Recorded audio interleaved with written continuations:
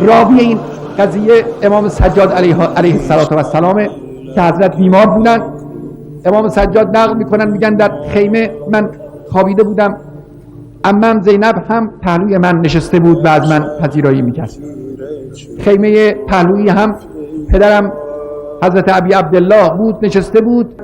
میگه یه وقت دیدم پدرم بنا کرد زمزمه کردن و یک اشعاری خوند که مضمون این اشعار این است که دنیا روگردان شده و عمر به انسان وفا نخواهد کرد و مرگ نزدیکه. یا دهر افن لک من خلیلی کم لک بالاشراق والاصیلی. این نشان دهنده این است که کسی که این شعر رو داره میخونه مطمئن است که به زودی و با در زمان نزدیکی دنیا رو مفارقت خواهد کرد. امام سجاد میگه من این شعر رو شنفتم، پیام و معنای این شعر رو هم درک کردم. فهمیدم امام حسین داره خبر مرگ خودش رو میده، اما خودم رو نگه داشتم. ناگهان نگاه کردم دیدم عمم زینب به شدت ناراحت شد، برخاست رفت به خیمه برادر، گفت برادر جان میبینم خبر مرگ خودت رو میدی، ما تا به حال دلمون به تو خوش بود.